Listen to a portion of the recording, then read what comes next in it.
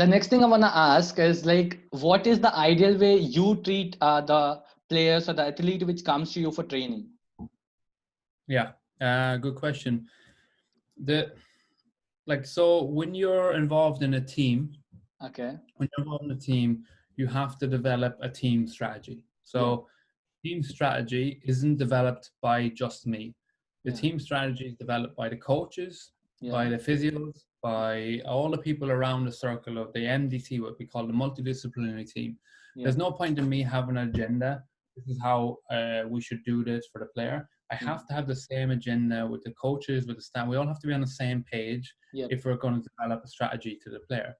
Once that's identified, then you bring your bit to the table. You bring your physical, you bring your philosophy, and you Yeah. have to know your philosophy. You have to know what you're about. You have to know what kind of practitioner you are. Like, who are you as a coach? What kind of coach do you want to be? And what are you trying to achieve? But what you want to achieve and what you're trying to achieve should be with the overall picture in mind. Yeah. So if the coaches want you to be a very technical team, Mm. then your physical demand is less. So you have to provide the opportunity to do techniques. Now, if they're doing a lot of technique work, you've got to make sure they're more robust to develop that technique. So there's you have a massive role to play as a sports scientist and S&C coach, but you Mm. only have the role to play if you're involved with other people. Other people in your team. Now, Yeah. when you're dealing with an individual Mm. sport, that might be slightly different because you have to understand that person so much.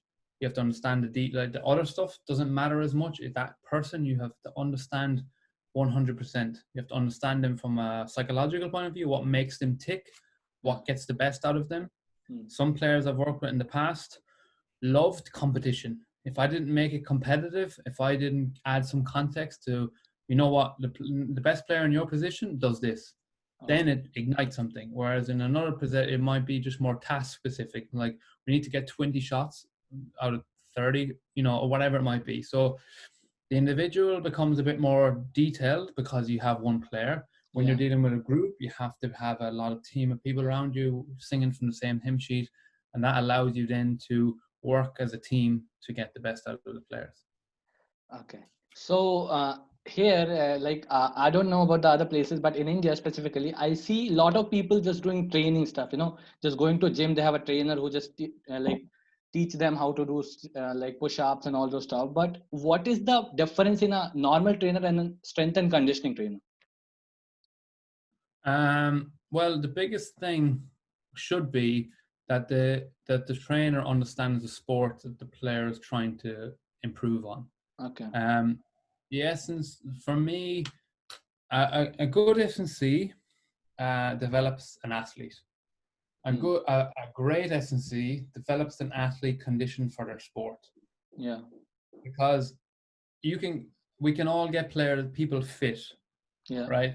But getting fit and getting conditioned are two different things. Yeah. So we all know the type of person who is just all-round fit, right? So he can run, he can cycle, he can whatever.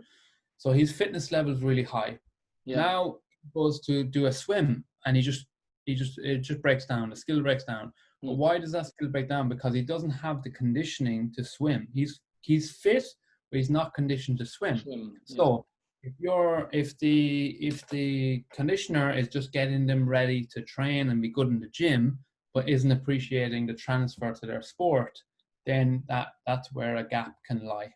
So he's fit as he can be, but Yeah. is he conditioned for his sport? There are different things. Yes, you need to get someone fit. You can't just be conditioned. You have to be a level of fit, and being fit helps your conditioning. But you have to somehow have the link from in the gym, doing what you're doing in the gym, and that transfer to the sport must happen.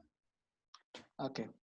Okay, so as you have your own company, so if someone wants to work with you, like a specialization in any sport or athlete, how he can contact you and want to know about the company? Yeah, I'd recommend anyone who wants to get in contact and find out a little bit more. I do work with a cricketer actually, which is nice. It's good for me, and hopefully I can benefit him and his aims. But I have a website, www.sdmperformance.com. Also on Instagram, it's SDM Performance. On Twitter, it's SDM Performance. LinkedIn, it's the same. Just reach out on that, send a message, and I'll get back to you. Okay, so I'll put all the necessary details for these guys in the description, and they'll hopefully contact you very soon. Great, good man. So at last, I wanna ask you, would you like to suggest the athletes which are going to like, who are just going to start, or the parents who are going to put their childs in the sports? What would you like to suggest them? Don't expect too much too soon. Let your son or your daughter enjoy what they're doing. Hmm. Let them select their sport. Like, let them do what they want to do, and make sure that the person is always being developed. You know, they're not a cricketer.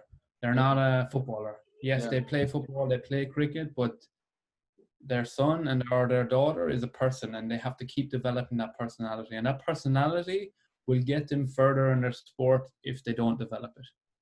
You know, that is so important. You look at the best in the world, they have a personality. Michael Jordan had a personality. Yeah. Ronaldo has a big personality. Messi has a person. All these people have life skills that are important. And if we just pigeon them down and shoot and push them into one thing, or that's your dedicate yourself to that, I don't think it helps. And we know from the research, from a sports scientist point of view, Yeah. specializing too early in a sport is not good for the athlete. Okay. So early specialization means that they just play their sport only from a young age. So if you want your cricketer, your son at 8 to be a cricketer, Yeah. if all he plays from 8 to 21 is cricket, he's got a less chance of making it than if he played other sports as well. Oh. So engagement in the sport is a must, but specialization is not a good thing. So what I mean by that is they have to start the sport early to make it to a new level. And if they only play that sport, then they're less likely to make it. So the ideal scenario would be start your son or daughter playing cricket early, get them used to it, keep the love, keep the personality, but allow them to play other sports. Allow them to play soccer.